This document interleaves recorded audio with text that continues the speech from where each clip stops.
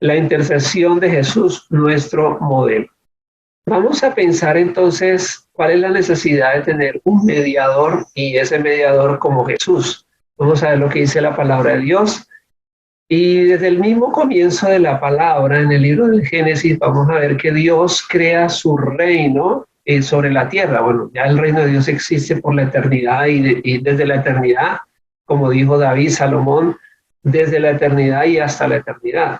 Sin embargo, este reino de Dios adquiere una dimensión tiempo-espacio limitada que viene a ser lo que ocurre en la tierra, ¿cierto? Aunque su reino es eterno y es espiritual, en la tierra toma unas dimensiones con tiempo y con espacio. Por eso la Biblia comienza hablando del principio y termina hablando del final. No es que Dios tenga principio ni tenga final. El que tiene principio y final será este universo al que estamos conociendo.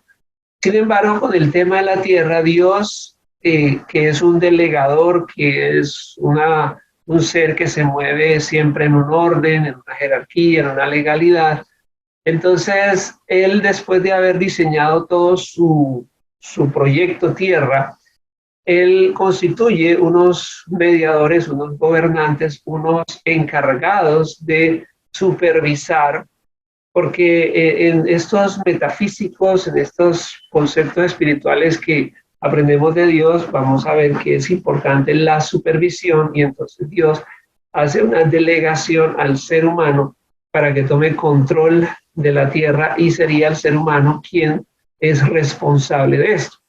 En el Salmo 8 vemos como David dice, cuando veo los cielos, él está diciendo, oh Jehová, Señor nuestro, cuán glorioso es tu nombre en toda la tierra, etcétera. Y cuando llega a este versículo 3, dice, cuando veo tus cielos, obra de tus dedos, digo, ¿qué es el hombre para que tengas de él memoria y el hijo del hombre para que lo visites? Vemos que David se sorprendía al considerar la majestad de Dios y asimismo debemos hacerlo nosotros al contemplar el universo, al contemplar eso tan impresionante en lo que estamos habitando y a medida que la ciencia avanza nos damos cuenta de las extraordinarias dimensiones del cosmos que alguna vez se creyó que tenía límite y hoy definitivamente sabemos que no tiene fin. Entonces, esta visión le hacía pensar, bueno, ¿qué somos nosotros para que Dios nos tenga en su plan, en su proyecto? Porque cuando miramos la Tierra, no más en lo que es el sistema solar, pues no es la Tierra el planeta más grande, tampoco en la Vía Láctea, pues ni siquiera estamos en el centro de la Vía Láctea, sino que estamos hacia los bordes. Y cuando miramos ya todas las constelaciones, pues definitivamente, ¿qué vendríamos a hacer los seres humanos? Realmente nada. Sin embargo, vemos que por medio de la revelación de Dios podemos considerar cómo Dios tiene un plan maravilloso para nuestras vidas y entonces sigue diciendo, le has hecho un poco menor que los ángeles, lo coronaste de gloria y de honra, le hiciste señorear sobre las obras de tus manos, todo lo pusiste debajo de sus pies, ovejas, bueyes, todo ello. Entonces, hemos cobrado y sabemos por la revelación de Dios que nuestro papel es importante. No somos un adorno en el paisaje, hemos sido puestos para tomar control, para señorear.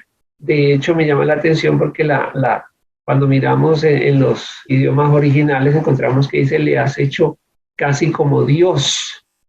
Y eso es interesante, lo que se traduce aquí como ángeles. Entonces, nuestra posición, que es importante, no es importante por lo que nosotros seamos, sino por lo que Dios ha querido.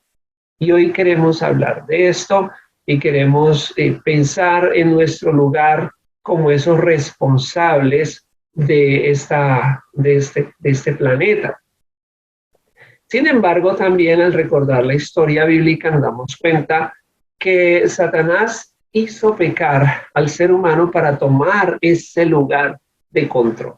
Entonces, hay una batalla allí por dominio y Satanás entonces lleva al ser humano, le engaña para poder tomar ese lugar, y entonces así hemos sido desplazados de esa situación.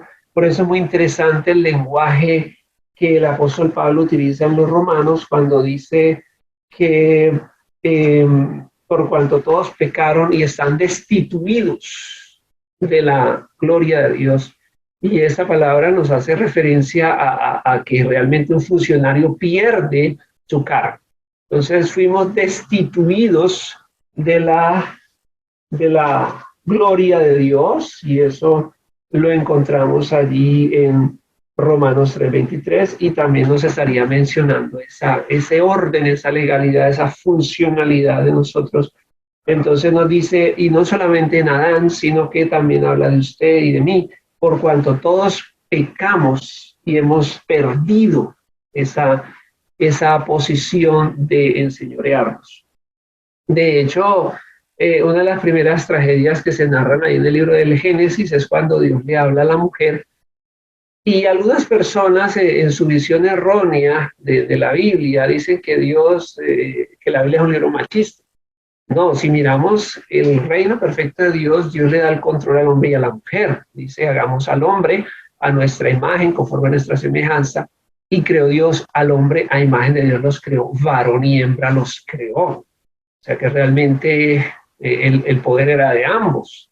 Lo que pasa es que Dios en su diseño lo que crea es un gobierno de armonía, en donde no debería existir la rivalidad. Pero cuando viene el pecado, entonces surge del corazón del hombre, del corazón, no del diseño de Dios, sino de nuestro diseño torcido y bajo el gobierno de Satanás, esa guerra de poder, y entonces Dios le dice a la mujer que el hombre se enseñorearía de ella. Pero al decir Dios esto, no está diciendo que Él sea el que haya creado eso. Si queremos saber lo que Dios creó, tenemos que devolvernos al capítulo 1 y 2. Este es el diseño satánico, entonces, de la guerra del poder en el hogar, de la tierra maldita por su causa. Entonces también debemos corregir esa palabra. No es que Dios maldijo la tierra, no, Dios bendijo la tierra. Génesis 1:26, porque Dios es fuente de bendición, de Él no viene cosa mala. Dios está diciendo claramente, la tierra será maldita por tu causa. Entonces debemos corregir eso. Ni Dios crea el machismo, ni Dios maldice la tierra. Es el hombre el que piensa de esa manera, tiene esta visión acerca de la mujer, y es el hombre el que maldice la tierra, y es la tierra la que está sufriendo por nuestra causa. Y allí sigue hablando de todas las consecuencias, pero eso tiene que ver con el tema de la legalidad y la posición que el ser humano ocupaba ante Dios y que dejó que Satanás usurpara. Sin embargo, es interesante porque en el mismo comienzo de la Biblia vemos cómo todo se resuelve, y estamos todavía ahí tal vez en la segunda página de la Biblia, estamos en Génesis 3, y el Señor le dice a Satanás, que ahí aparece como una serpiente, pero luego veremos a lo largo de la Biblia que realmente está hablando con un ser espiritual. Y es importante que nosotros notemos, porque ahora el mediador es Satanás. Allí en ese momento el que está tomando el control es Satanás, como luego lo verificaremos en el encuentro de él con Jesús. Y el Señor le va a decir entonces a él, por cuanto esto hiciste, maldita serás entre todas las bestias y entre todos los animales del campo. Sobre tu pecho andarás y polvo comerás todos los días de tu vida. Y pondré enemistad entre ti y la mujer, y entre tu simiente y la simiente suya. Va a haber una guerra ahora de simientes. En la descendencia de la mujer querrá recuperar su lugar, y esa guerra va a terminar en que un hijo de la mujer será quien aplastará tu cabeza. Entonces, eso va a ser yo creo que es muy interesante, porque Dios es todopoderoso. Y alguien una vez decía que algunos cristianos imaginan que Dios está peleando con el diablo. No, Satanás no puede pelear con Dios, porque Dios es todos los pesos, y Satanás es un peso pluma para Dios. Pero Dios ha creado una historia muy interesante para poder sentarse y ver esta película tan interesante, y entonces para eso estamos nosotros, que Satanás nos puede derrotar, pero que también nosotros con el poder de Dios lo podemos derrotar a él. Entonces, esa sí es una película interesante para ver. Y entonces aquí comienza esa historia de cómo los seres humanos tratan de recuperar y arrebatar el control a un ser que es mucho más poderoso que nosotros. Eso es lo que nos dice la palabra. Entonces vamos a ver cómo esa historia espera que venga un hijo de la mujer a aplastar a Satanás. Ahora, todo está en algo que nosotros necesitamos entender y es que todo se originó en el pecado. Entonces la victoria viene al tener integridad, al vivir en santidad, al vivir una vida perfecta, porque realmente nuestras derrotas surgen de nuestros errores. Y eso es lo que nos está mostrando la Biblia en todas las páginas. Entonces, la meta es que cuando Jesús aparece aquí, este es el hijo de la mujer. Este es el hijo que se ha prometido que vendría, que aplastaría la cabeza de Satanás, y Satanás lo sabe. Entonces, esta escena de Mateo 4 y Lucas 4 es tan importante porque nos va a mostrar cómo en ese desierto se está jugando el todo por el todo. Cómo estos dos personajes van viendo quién se va a quedar con todo el juego. Y Satanás pues intenta lo mismo que con Adán. Le lleva a un alto monte y le mostró en un momento todos los reinos de la tierra. Ahora, no debemos leer esto de una manera errónea, en el sentido de que muchas personas pensarían de que si Jesús rechaza los reinos de la tierra es porque realmente a Jesús no le interesan los reinos de la tierra. Y eso nos daría como que a veces los cristianos pensamos, no es que realmente el mundo no es importante y nosotros tenemos que escapar de él. Eso no es lo que enseña la Biblia, porque la promesa es que el hijo de la mujer recuperaría todo lo que se había perdido. Lo que sucede aquí es que Jesús no va a usar los métodos de Satanás para recuperar el control, sino que él tiene que usar los métodos de Dios, los que debió haber usado Adán y Eva. Y Jesús es tan consciente de su deseo de tomar control de todos los reinos de la tierra, que cuando él resucita es la primera palabra que él va a decir: he recibido todo el poder en el cielo y en la tierra. Y eso también coincide en que esa tentación le viene a Jesús porque, como dice Santiago en el capítulo 1, todos somos tentados de acuerdo a nuestros propios deseos. Entonces, si Satanás le ofrece a Jesús los reinos de la tierra es porque él sabía que esa era una tentación efectiva para Jesús, porque Jesús sí quería los reinos de la tierra. Pero el camino de Satanás era el camino de la banalidad, el camino de la soberbia, el camino de la rebelión.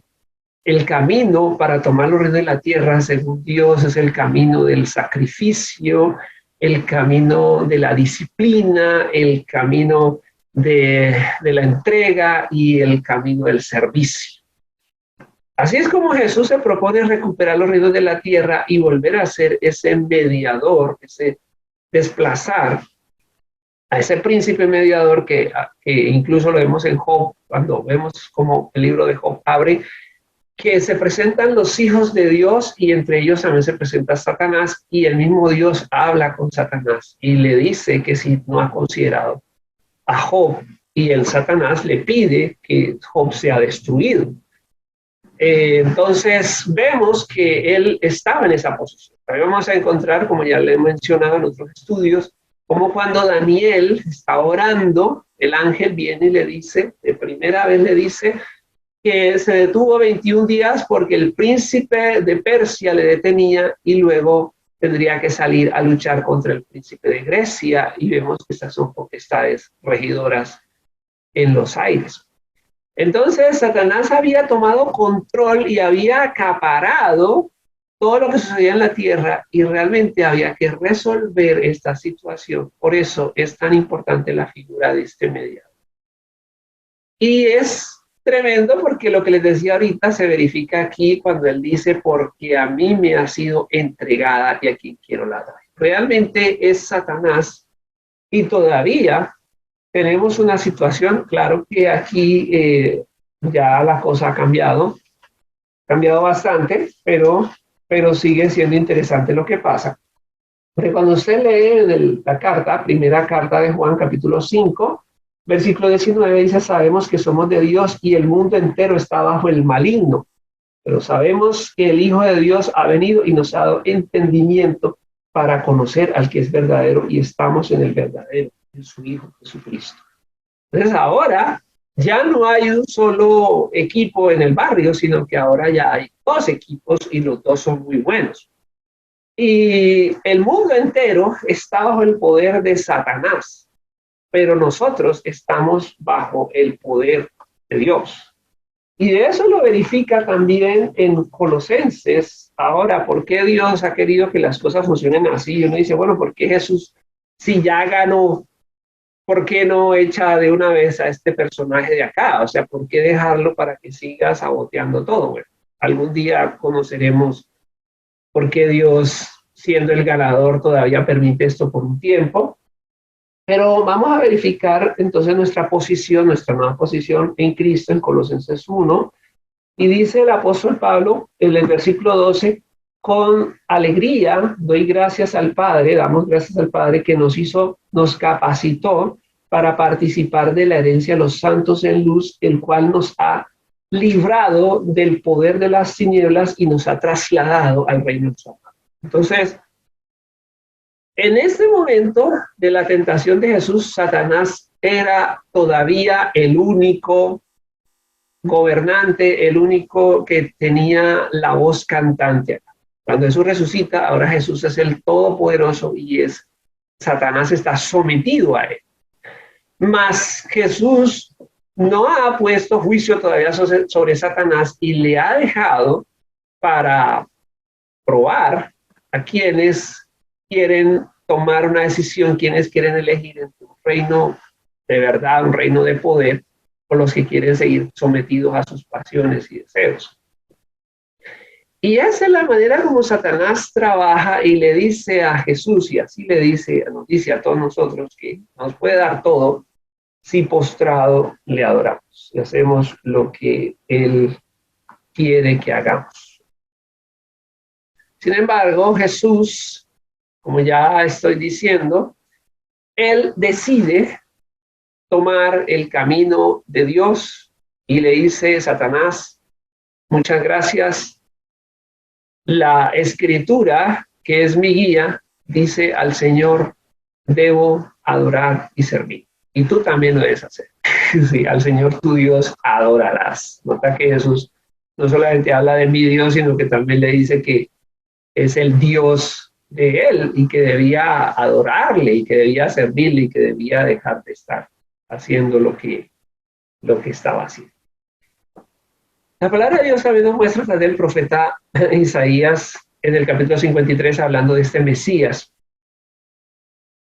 que él llevó los pecados de muchos e intercedió por los pecados. Entonces, vemos que esa figura sacerdotal, el sumo sacerdote, y en la carta a los hebreos nos habla tanto de Jesús como ese sumo sacerdote, es tan importante para llevar, como vamos a leer más adelante, los pecados y las necesidades del pueblo ante nuestro soberano Dios.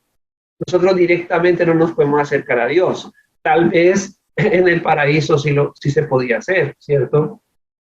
En Génesis capítulo 1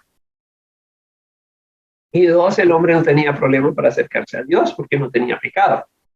Pero al cometer pecado, ya el ser humano no encuentra la manera de acercarse a un Dios justo sin morir, porque la justicia, la perfección de Dios reclama que nosotros seamos castigados. Sin embargo, ahora Jesús toma esa posición para hablar con el Padre de nosotros, presentarnos y poder arreglar las cuentas entre Dios y nosotros.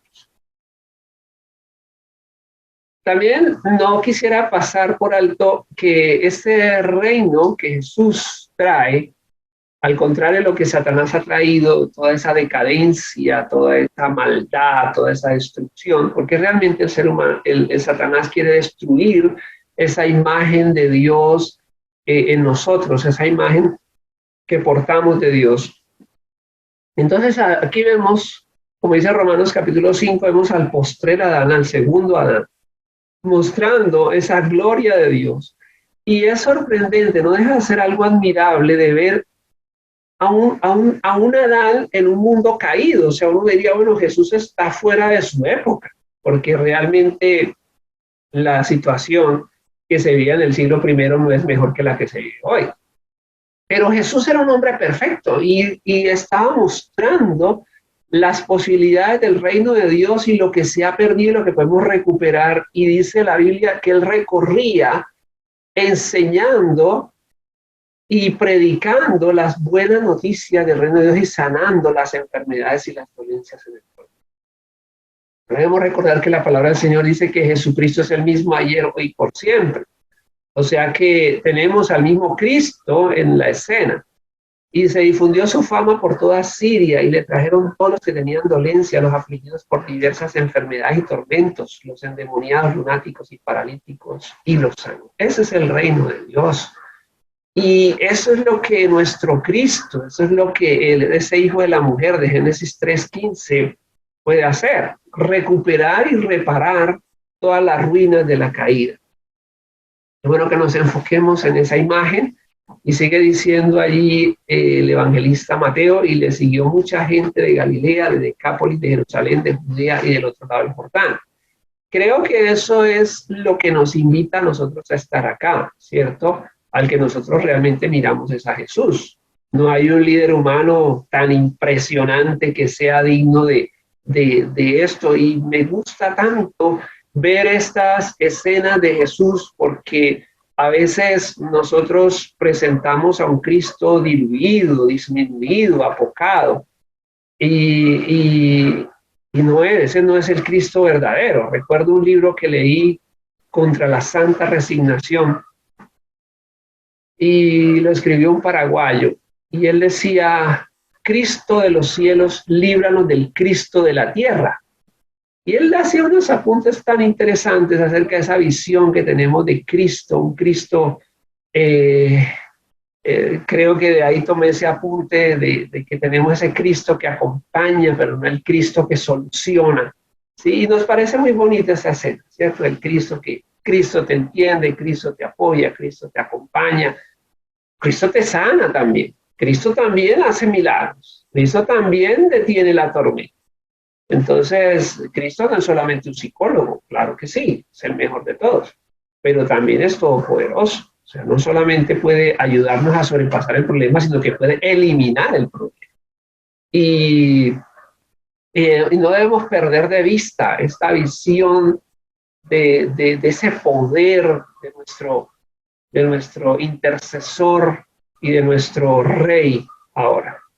Entonces, tenemos allí en la palabra que antes de llegar a la cruz, ya Jesús está terminando su ciclo, y vemos lo absurdo que puede ser para Satanás que Jesús intente salvar al mundo por el camino del servicio, ya que como vemos, Satanás en este mundo lo único que promueve es la soberbia, y lo que se nos enseña es que el malo es el que gana, y el modelo del tramposo y el que hace las cosas de una manera torcida, ese es el que siempre va adelante.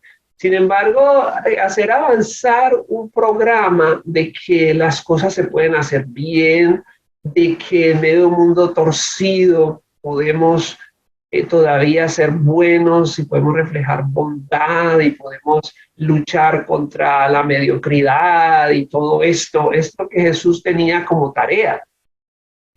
Y ya acercándose y con esa visión tan próxima de ese sacrificio mayor, entonces Jesús le dice a sus discípulos y a la gente, ha llegado el juicio de este mundo, ahora el príncipe de este mundo será echado fuera. Ese es el momento, y es la cruz el momento de la victoria. Cuando Satanás deja de ser ese personaje que había tomado el control, y ahora el control lo va a recuperar Jesús.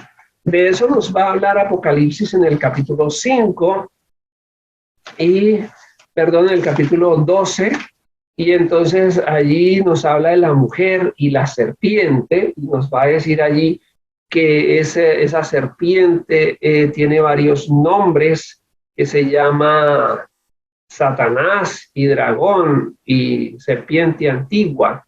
Pero la escena es interesante porque dice que el dragón o la serpiente, hay una visión de una mujer que está en el cielo, que está a punto de dar a luz un hijo, y entonces ese dragón está con la boca abierta para devorarlo. Y esa es la razón por la que, digamos, Apocalipsis nos muestra esa escena de esa manera tan simbólica y tan espectacular. De lo que está pasando en el cielo, de una manera, bueno, a Dios le gustan esos símbolos potentes, ¿cierto? Y todo, aunque de pronto en la vida de Jesús no hubiéramos visto como ese dragón y a Jesús, pues, como la mujer en el cielo y a punto de nacer. Pero es lo que realmente pasa, porque Jesús viene a tomar el control y entonces ese dragón estaba tratando de devorar el niño apenas naciera. Eso está en Apocalipsis 12, una mujer que estaba a punto de dar a luz a fin de devorar a su hijo tan pronto como naciese. Y eso pues lo podemos ver de una manera tremenda en los evangelios, como Herodes manda a matar a todos los niños de esa región, los niños menores de 2 años. Y claro, el nacimiento de Jesús tuvo muchos percances, ¿sí? El mismo hecho de cómo Jesús nace, pero, son las situaciones, ¿cierto? Porque Satanás sabía lo que le estaba pasando. Sin embargo, la hora cero llega, no hay plazo que no se venza, y ya Jesús está cerca de la cruz, y entonces dice, bueno, todo termina para Satanás, ya porque él logra vivir una vida perfecta, logra utilizar los métodos de Dios para vencer a Satanás. Y esta es una lección muy importante que nosotros debemos tener, y es que en la obra de Dios a veces queremos hacer avanzar la obra de Dios con métodos humanos, y realmente tenemos que recordar que tan importante como el fin es el camino. No estamos para nada de acuerdo con Maquiavelo de que el fin justifica los medios. ¿Qué significa esta frase?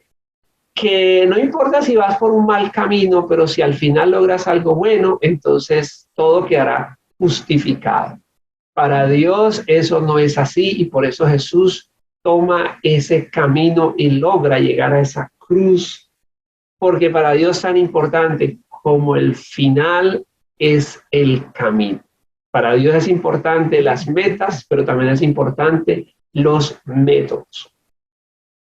Entonces, dando a entender de qué muerte iba a morir. Y ahí sigue una conversación interesante donde los judíos le dicen, bueno, pero hemos escuchado que el Mesías dura para siempre. Bueno, y Jesús ya le sigue hablando y usted puede leerlo en su libro. Pero al vencer Jesús, al morir en la cruz, su victoria es nuestra victoria. Ahora Él ya inauguró un mundo de nuevas posibilidades, y ya los seres humanos no están sometidos solamente. Ya lo que tenemos es el poder elegir entre el reino de Satanás y el reino de Dios. Esa posibilidad tal vez no existía antes, mas ahora con Cristo podemos elegir en qué bando estamos. Ahora quisiera, para que nos quedara esa lección de qué debemos aprender de nuestro intercesor modelo, porque Jesús también vino a darnos un ejemplo de cómo lograr esos planes en Dios y cómo tomar ese control de recuperar el control de la tierra, porque nos debe interesar, porque a Dios le interesa recuperar el control. Entonces vamos a mirar ese camino que Jesús sigue y que debemos seguir nosotros, porque nos dice la palabra de Dios que Jesús padeció dejándonos ejemplo para que sigamos sus pisadas. Y eso lo encontramos en primera carta de Pedro, capítulo 2, dice allí en el versículo 21, pues para eso fuisteis llamados, porque también Cristo padeció por nosotros, dejándonos ejemplo para que sigamos sus pasos. O sea que ahora nosotros también tenemos que recuperar el control de nuestra nación y de las naciones, y lo debemos hacer no solamente con esa meta que es tan loable, sino también con los métodos de Dios. Pues la primera cosa es que debemos ser disciplinados. Y Jesús nos da ejemplo de disciplina porque nos cuenta Marcos y nos cuenta también los otros evangelistas que se levantaba muy de mañana, siendo de madrugada, y salía a los lugares desiertos a orar. Lo importante es que nosotros tengamos disciplina en nuestros tiempos de intercesión. Jesús es un modelo de disciplina en la búsqueda diaria de la guía del Padre. Tienes asuntos, recuerda, no eres una orden del paisaje.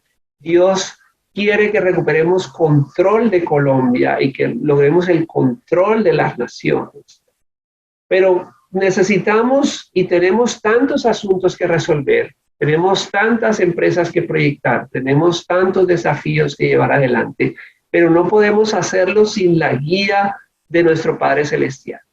Muchas personas contratan estos managers, ¿cierto? Estos capacitadores, ¿sí? Estas personas, y pagan altas sumas de dinero, los artistas, por esos coaching, ¿cierto? Por esos personajes que hacen ese trabajo. Y nosotros tenemos el mejor del universo y no tenemos que pagarle nada. Solamente es el precio de la disciplina y traer todos los asuntos a Dios.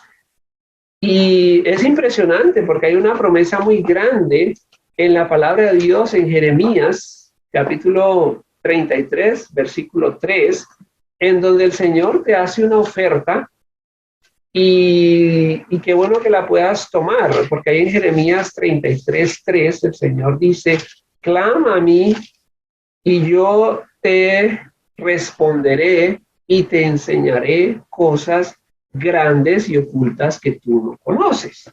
Entonces el Señor quiere revelarnos, quiere mostrarnos sus planes para la tierra. Y tremendo, porque él dice cosas grandes y ocultas que no conoces. Entonces, ¿cómo es que si tenemos esa asesoría tan impresionante, la vamos a dejar de lado para inventarnos nosotros el agua tibia? En el libro de los Salmos, también David escribe en el Salmo 25, versículo 12, ¿quién es el hombre que teme a Jehová? Él le enseñará el camino que ha de escoger. Versículo 14, la comunión íntima de Jehová es con los que le temen y a ellos les hará conocer sus planes, su pacto. Entonces necesitamos disciplina. No necesitas pagar millones ni de pesos, ni de dólares, ni de euros, sino que necesitas disciplina diaria para tener éxito como lo tuvo Jesús siempre. Porque Jesús es el modelo del hombre exitoso. Siempre tuvo victoria. Y así Dios quiere que nos suceda a nosotros. Otra cosa que Jesús nos enseña es que debemos ser buscadores de esa guía divina. Y aquí lo vemos porque cuando Jesús enseña en el Sermón de la Montaña, Él está hablando de los que hacen cosas para ser vistos. Pero Él nos dice, no, es que el buscar de Dios, el ayunar, el ofrendar, el orar, no es algo que debe ser para que la gente te vea, sino que debe ser algo efectivo. O sea, buscar a Dios debe ser encontrarle. Y cuando dice, tienes esa comunión íntima, entonces tu Padre que ve en secreto te recompensará en público.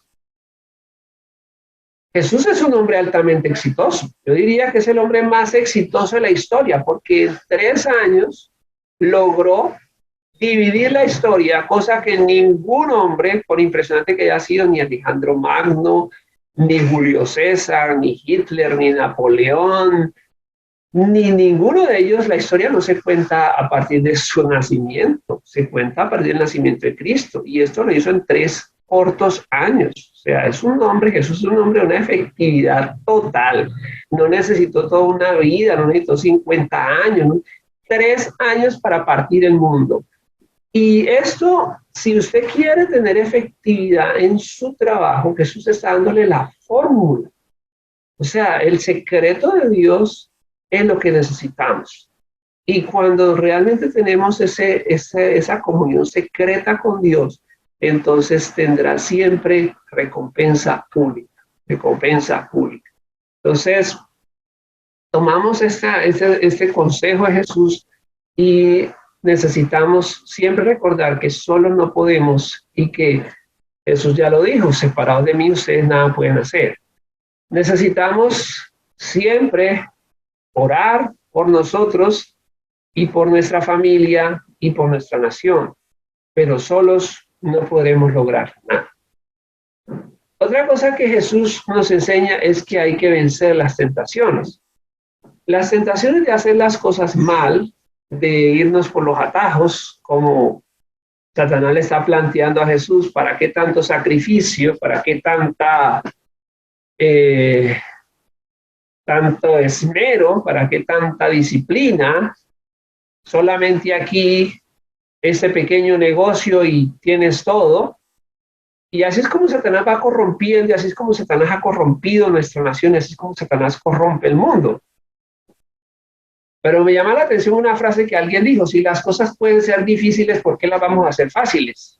Y bueno, la verdad es que a veces no entiendo por qué alguien dijera eso, pero este sería como el lema de Jesús. O sea, si las cosas pueden ser difíciles, ¿por qué las quiero fáciles, no? Entonces, uno diría, qué pensamiento más extraño, ¿cierto? Pero es como huir de la comodidad. O sea, realmente, ¿por qué quiero algo fácil si puedo conseguir algo complicado? Realmente quiero esforzarme, quiero lograr algo de valor, quiero hacer algo que nadie ha hecho. Y esa tentación siempre de ser mediocre, de hacer las cosas con pereza, sin interés, con dejadez, no es de Dios. Recuerdo como diseñador que hace años vivía en Cúcuta y me tocó hacer la campaña de un político y me asignaron en un equipo con otro señor que era un personaje que tenía muchos años haciendo esto. Y entonces ya cuando pues yo fui a hablar con él y yo venía de Bellas Artes y con estas ideas pues de los estudiantes, ¿no? De hacer estas cosas novedosas. Y hablaba con este anciano, con ese señor, y me decía, bueno, ¿cómo vamos a diseñar la campaña? Entonces él me dijo, mire, no le vamos a botar mucha tiza a esto, vamos a hacer esto y se acabó. Entonces yo dije, wow, qué cosa, o sea, no hay nada que pensar aquí, eso ya está inventado, ponemos una cuestión aquí, una foto, un texto y se acaba. Entonces, esto es lo satánico, lo mediocre, lo de no pienses demasiado, ¿sí? El que piensa pierde y hágale rápido porque necesitamos salir rapidito de eso. Jesús no piensa de esa manera y le dice, no, Satanás, no necesito que me regales nada, yo voy a fabricar mi victoria y la voy a construir paso a paso, día a día, minuto a minuto, segundo a segundo.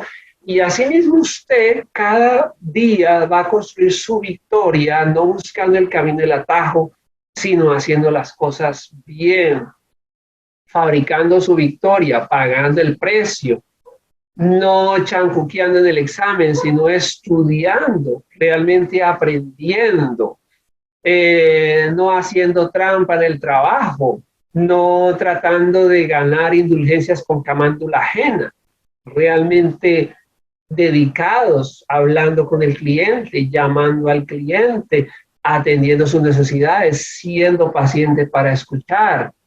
Tal vez en el hogar, puede ser que nuestra relación con la esposa, con el hijo está deteriorado, tenemos que tomar tiempo, no hay atajos, tomar tiempo para escuchar a ese hijo una y otra vez. ¿Qué es lo que pasa? ¿Por qué eres rebelde? ¿Qué he hecho mal? Y trabajar en esto. ¿Cómo reconstruir la relación con mi esposa? Necesito tomar tiempo. ¿Y qué me he descuidado? ¿Y cómo recupero esa confianza perdida? cómo recupero la confianza en mis amigos, cómo recupero mi liderazgo, cómo hago todo esto. Y eso es cuestión de vencer cada tentación, porque la tentación nunca desaparece. Y son infinitas las tentaciones que Satanás nos pone para hacer las cosas mal. Si estoy haciendo un proyecto, entonces como a veces tenemos la idea de que es que tenemos que salir rápido de esto porque hay que cobrar rápido, hay que ganar el dinero, pero luego si las cosas quedan mal, entonces vamos a tener una mala fama y vamos a perder a esas personas que han confiado en nosotros. Entonces hay que vencer esas tentaciones paso a paso, día a día, y asimismo en el pastorado, tal vez si no preparo bien mis mensajes, si saco esos mensajes viejos y entonces quiero predicar cada año lo mismo, con las mismas enseñanzas, ¿no? Hay que esmerarse, hay que estudiar, hay que leer buenos libros. Como le decía Juan Wesley a sus predicadores, una carta que le manda uno de sus predicadores, le dice, después de escucharle, después de 7 años, le vuelve a escuchar y le dice, tus cualidades como predicador no mejoran. Tiene cierta vida, pero realmente no tiene profundidad de pensamientos. Y hay personas que en su predicación pueden tener cierta vida, cierto aleteo, y en la prédica se emocionan y lloran un poquito y tal, pero no hay contenido. O sea, realmente se está repitiendo las mismas cosas. Entonces, ¿qué le dice Wesley a ese predicador? Debes leer buenos libros, debes instruirte. Y necesitamos conocer, necesitamos ampliar nuestros pensamientos, porque si no siempre vamos a estar con el mismo sonsonete, como en alguna ocasión me decía un señor al que yo estaba evangelizando, y me decía, a mí me aburre mucho hablar con los cristianos porque ustedes son monotemáticos, siempre hablan de una sola cosa.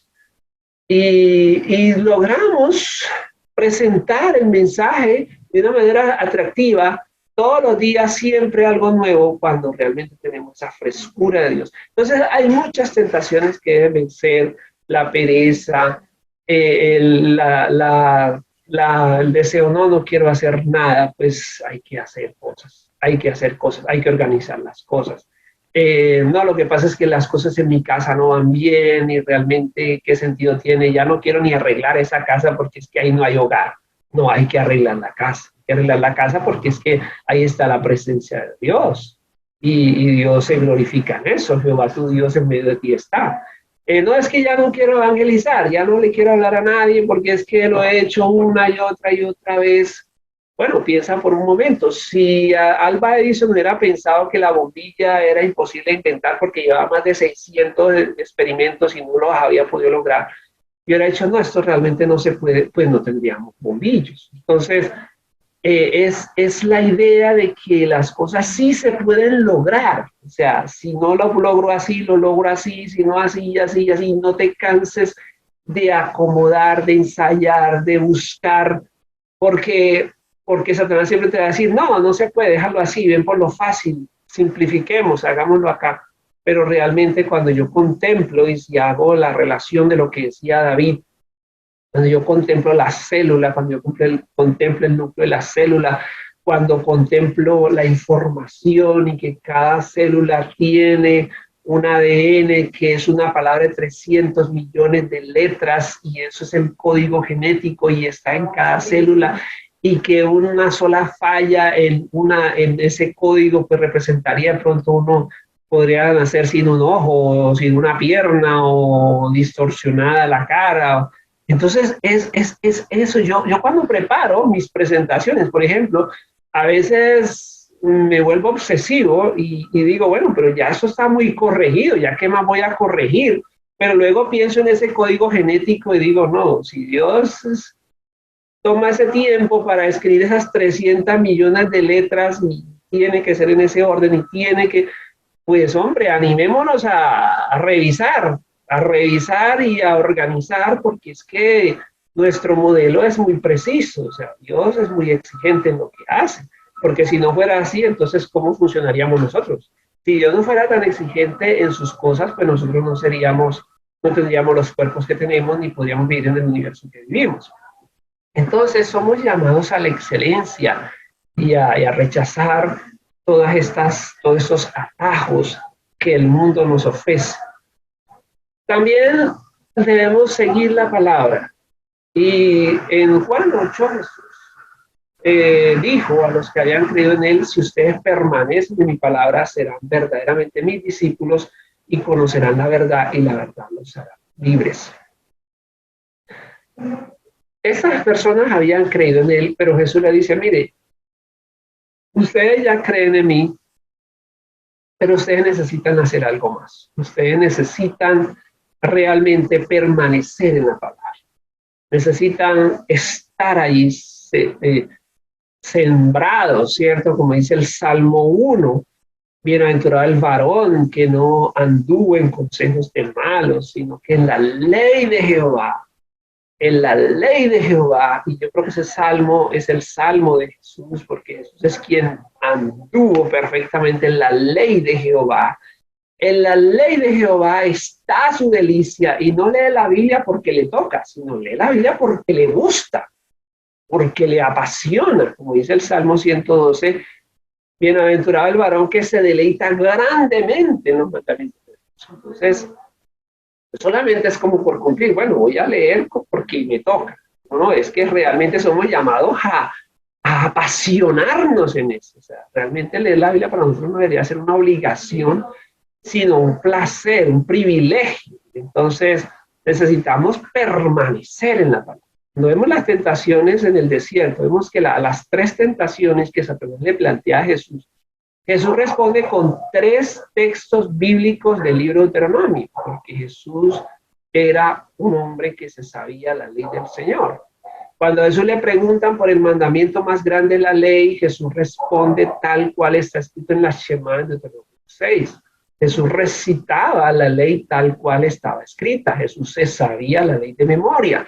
Jesús aplicaba lo que dice el libro de Josué, capítulo 1, esfuérzate y sé valiente para cuidar de poner por obra todas estas palabras de la ley. Nunca se apartará de tu boca este libro de la ley, sino que de día y de noche meditarás en él para que guardes y hagas conforme a todo lo que está escrito en esta ley, porque entonces harás prosperar tu camino y todo te saldrá bien. El verdadero mensaje de la prosperidad, no el falso, está en esa integridad que surge del conocer la palabra de Dios para, como me gusta mucho lo que también se dice acerca del sacerdote y escriba Esdras, en Esdras capítulo 7, versículo 10, que Esdras se propuso investigar, aplicar y enseñar. Aquí la Biblia también nuevamente nos da la base de todo el círculo de la pedagogía. Primero hay que investigar, luego hay que aplicar y finalmente enseñar. Pues Jesús era perfecto en eso y nosotros también necesitamos recordar los mandamientos de Dios, apasionarnos por eso, leer día y noche, meditar constantemente en la palabra para poder conocerla, vivirla y enseñar. Entonces, así tendremos victoria porque siempre recordaremos la Constitución. No me canso de recordar y me parece impresionante. Y ayer estaba dando un estudio y quedé sorprendido porque yo estaba enseñando y aprendí sobre los fundadores de Estados Unidos. Y entonces alguien me hizo la pregunta y dije, bueno, vamos a buscar aquí en internet, porque la frase que usó el lema de la Revolución Americana era "No King but Jesus", o sea, no tenemos más rey que Jesús. Y entonces yo le dije, bueno, me decía, ¿dónde sale esto? Y yo le dije, bueno, vamos a mirar aquí rápidamente a ver, y encuentro un lugar donde aparece la explicación, y eso dice, la Revolución Americana está basada en Hechos 17, 6 y 7. Y yo dije, wow, yo no sabía esto. Yo no sabía que la revolución, la Constitución norteamericana se basa en Hechos 17, 6 y 7. Y es lo que dice ahí cuando atacan a Pablo y dicen los judíos que no creían, dicen, estos hombres predican, van en contra de todas las leyes del César, diciendo que hay otro rey Jesús, otro rey Jesús. Y ese fue el lema que van a tomar los fundadores de Estados Unidos para crear esa nación que hasta el día de hoy es la primera potencia del mundo. Entonces, si tú dices eso, no King but Jesus, o sea, si tú dices, no reconozco a ninguno de los reyes, solo a Jesús, pero no para repetirlo, sino para aplicar y ser como Jesús, disciplinado, trabajador, ético, íntegro, buen maestro, preocupado por cada una de las áreas en las que Dios te pone a controlar tu mundo, seguramente vas a tener un éxito impresionante. Y no depende de que el mundo ande como ande, o que el presidente sea este o aquel, o que pase lo que pase. Hay una palabra en Isaías que a mí me sorprende mucho, porque allí el Señor da un juicio sobre Israel. Y el Señor está diciendo que Él va a quitar todo sustento de pan. Y dice que hay una cantidad de tragedias que van a ocurrir en esa ciudad. Y usted lo encuentra en Isaías 3 y habla del juicio de Jehová contra Judá y Jerusalén. Y habla entonces de que podemos leer, por ejemplo, versículo 1, porque aquí que el Señor Jehová de los ejércitos quita de Jerusalén y de Judá el sustentador y el fuerte, todo sustento de pan y todo socorro de agua, el valiente y el hombre de guerra, el juez y el profeta, el adivino y el anciano, el capitán. O sea, un desastre. Y sin embargo, en esa palabra que Dios da de lo que va a acontecer, Él va a decir así. Isaías 3, versículo 10. Digan al justo que le irá bien, porque comerá de los frutos de sus manos. Hay del impío, mal le irá, porque según las obras de sus manos le será paga. En medio de ese desastre, en medio de ese juicio del Señor, el Señor dice, pero ojo, dígale al justo que le va a ir bien. Tome esa palabra para usted, porque decimos, no, lo que pasa es que el mundo anda como anda y el presidente ahora es fulano. Y no, podemos hablar de juicio sobre la tierra, pero tenemos que decir al justo, te va a ir bien, porque vas a recibir el fruto de tus manos. Entonces, las personas que hacen bien su trabajo siempre les va a ir. Pero el secreto de esa fertilidad, de esa fructividad, de ese éxito está porque están sembrados en la palabra de Dios y no en los vientos de doctrinas de este mundo. Otra cosa que encontramos en nuestro modelo es que él recorría todas las ciudades y aldeas enseñando. Entonces Jesús era maestro y necesitamos, si ya sabemos hacer bien las cosas, hay muchas personas que necesitan que le enseñes lo que tú has aprendido. Entonces dice que él enseñaba en las sinagogas de ellos y predicaba las buenas noticias del reino y sanaba toda enfermedad y toda dolencia en el pueblo. Entonces Jesús hacía bien las cosas, pero también estaba enseñando, estaba constantemente transmitiendo de todas las formas posibles ese modelo del reino y sentía dolor y lo hacía porque ese pasaje de Mateo 9 nos habla de cuáles eran las motivaciones de Jesús para poder estar haciendo lo que hacía. Ver a la gente con compasión porque las personas están sin guía, están sin consuelo, están sin protección, están indefensas, no saben qué camino tomar. Y debemos sentir compasión como nuestro maestro nos dice allí para hacer la tarea. Y entonces el Señor nos dice, hay mucho trabajo, nuestro campo de trabajo es muy grande, pero es poca la gente que realmente puede aportar realmente en esto. Y usted debe ser consciente de por qué necesita ser ese trabajador verdadero, porque hay mucha necesidad y debemos orar para que el dueño del campo envíe más personas capacitadas a esos campos de necesidad. Entonces, Jesús nos enseña con su ejemplo y nos enseña también, y hoy vamos a rogar para que hayan más obreros capacitados que realmente sirvan en esas áreas de necesidad. También vemos que Jesús es perseverante en buscar la victoria. Sabemos que él no se podía descuidar ni un solo momento, porque la meta de él era vivir una vida sin pecado, toda su vida. Dice Jesús, si alguno me sirve, que me siga, y donde yo estuviere, ahí también estará mi servidor. Si alguno me sirviere, mi Padre le honrará. El camino para la victoria es el camino del servicio. Satanás perdió, porque Satanás es un soberbio. Todos los soberbios, dice la palabra de Dios, que la vara de la arrogancia será partida. Lo dice el libro de Proverbios. Las personas soberbias serán quebrantadas. Lo dice también Salomón cuando dice que antes de la caída está la soberbia. Satanás perdió por eso, y todos los que son soberbios, todos los que no aprenden a escuchar, todos los que creen que se las saben todas, todos los que presumen de ser algo y no son nada, serán humillados. Jesús nos muestra el camino del servicio y debemos ser perseverantes en esto porque esto es contrario a nuestra naturaleza. Nos gusta tal vez la comodidad, nos gusta que nos elogien, nos gusta que nos sirvan, no lo contrario. Pero Jesús dice, el que me quiere seguir debe servir. Y donde yo estoy, quiero que Él esté. Y si estás allí, donde yo te necesito, yo te voy a honrar, Dios te va a honrar.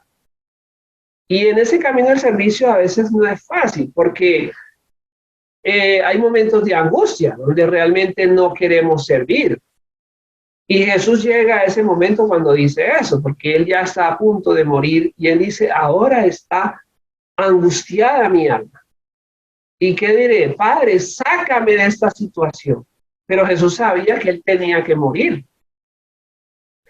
Y hay situaciones en que nosotros podemos esperar que Dios las solucione, pero también hay situaciones en las que nosotros sabemos que nos toca enfrentar esas situaciones. Y entonces Jesús sabía que esta era una situación que Él debía enfrentar. Entonces hay situaciones que no podemos evadir. Y entonces hemos llegado a este punto y Jesús dice, no, yo no voy a decir, sácame de esto, porque yo vine para eso, yo vine para morir. Y la pregunta que tú debes hacerte es, bueno, ¿cuál es la situación que yo no puedo evadir? Tal vez le estamos pidiendo a Dios, Señor, sácame esta situación, pero tal vez el tema es que si Dios te saca esa situación, no vas a lograr la meta que tienes. Entonces, ¿qué tan sabio es decir, Señor, sácame esta situación, o más bien dame fuerzas para poder superar esta situación? Jesús nos enseña a perseverar hasta el final. Sé que algunas personas aquí, o muchos acá, pueden tener pruebas muy duras, muy difíciles, estar atravesando momentos de necesidad, de angustia, de aflicción. Y vamos a tirar la toalla, ya no quiero seguir adelante, ya no quiero hacer más. Hay un profeta que sintió el deseo de renunciar a su llamado. Ese es el profeta Jeremías.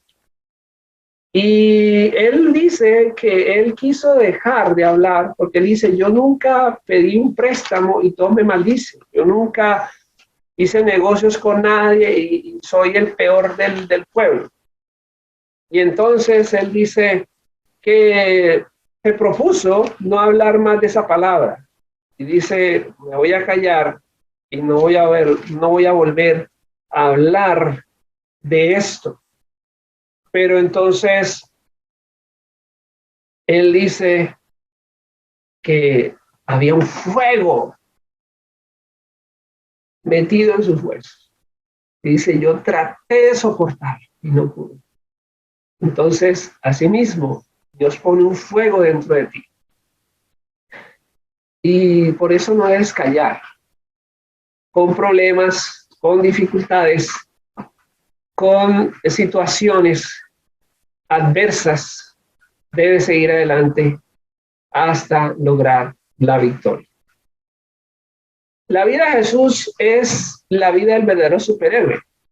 No los héroes de fantasía que tal vez nos muestran, ya los héroes de antes se han corregido, ¿no? Ahora los héroes sufren y los héroes también les pasan cosas porque tal vez ellos aprendieron del verdadero héroe. Pero Jesús es el héroe que sufre porque es humano, porque es divino, pero también es humano. Y entonces la Biblia nos muestra la verdadera historia.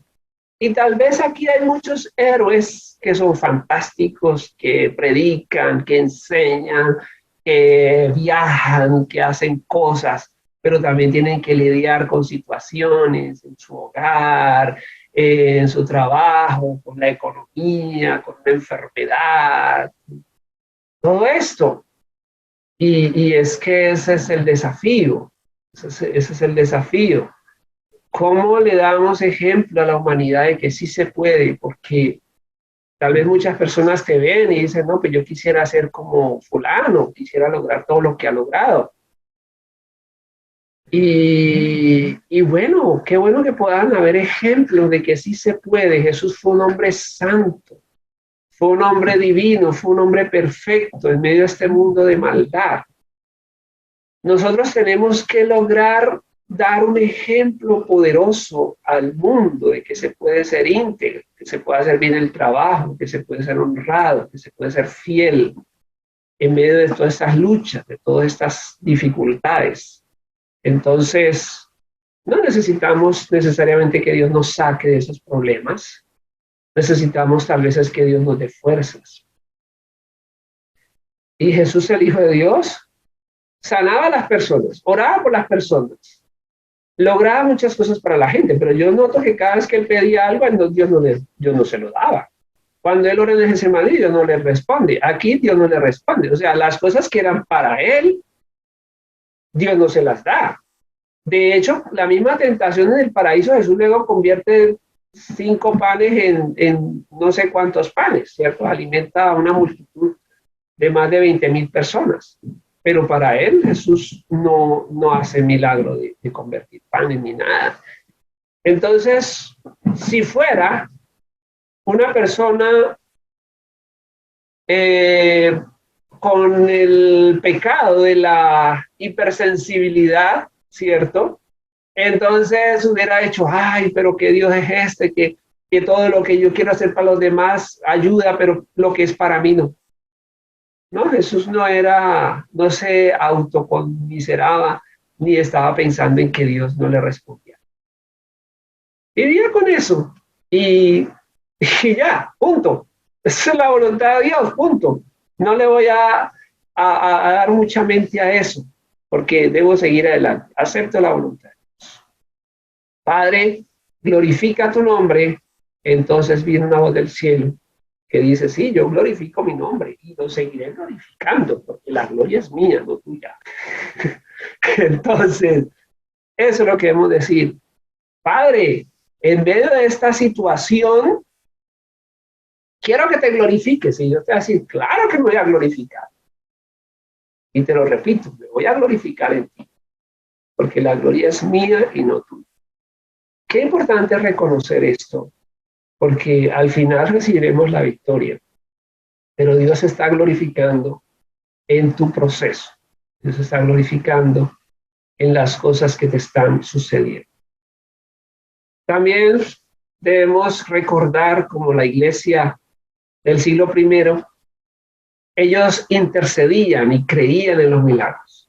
Y después de que Pedro sale del concilio amenazado de que le van a matar, de que no debe predicar más en el nombre de Jesús, él viene y le cuenta a los discípulos las amenazas y ellos oran. Y ellos oran así, ahora Señor mira sus amenazas. Tal vez podemos estar amenazados de muchas cosas aquí en Colombia o en el lugar donde estás. Pero la oración debe ser, Señor mira estas amenazas, pero concédenos toda valentía, porque es que la fuerza de Dios no se agota, porque es que nosotros pertenecemos a un reino que no está en quiebra, porque es que en las calles de oro y del mar de cristal no hay turbulencias y nuestra ciudadanía está allá. Entonces nosotros siempre tenemos que tener puesta nuestra mirada en de dónde somos y no en las cosas que están sucediendo acá. Nosotros aquí somos peregrinos y extranjeros. Entonces, en nuestra patria celestial no hay crisis.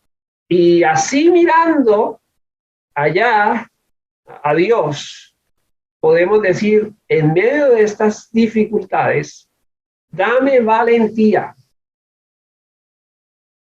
extiende tu mano para hacer sanidades, señales, prodigios, milagros. Debemos orar de esta manera, no pierdas tu fe. Pide al Señor que haga un milagro hoy en tu vida. Que el Señor se mueva poderosamente por medio de la fe. Esperemos cosas grandes, como dijo ese gran promotor del desarrollo de la India, ese misionero cristiano William Carey. Emprendan grandes cosas para Dios y esperen grandes resultados de parte de Dios. Sigue creyendo, sigue caminando, sigue luchando, sigue pensando en que ese milagro puede ocurrir. Y ponemos en las manos de Dios la respuesta. Como dijeron los chicos en el libro de Daniel, ¿sabe, rey? Nuestro rey nos puede librar de ese horno de fuego. Y si no lo hace, pues tampoco nos vamos a arrodillar. Entonces, tenemos esa visión. Para mí el vivir es Cristo y el morir es ganancia. No me doblego ante esta situación. El Señor puede hacer algo ahora. Puede hacer algo por mí. Espero una obra poderosa de Dios. Y si no la hace, pues tampoco me voy a arrodillar ante Satanás, porque tengo un propósito de vida y voy a lograr ese propósito. Quiero seguir a mi maestro. En Hebreos 4 nos dice que tenemos un gran mediador, porque los sacerdotes eran esos, mediadores, un gran sumo sacerdote que atravesó los cielos, Jesús el Hijo de Dios. Y esa es la razón por la que debemos retener este llamado. Porque no tenemos un sumo sacerdote que no pueda compadecerse de nuestras debilidades, sino que fue tentado en todo según nuestra semejanza, pero sin pecado. Jesús pudo vencer todo lo que tú y yo estamos enfrentando en este momento.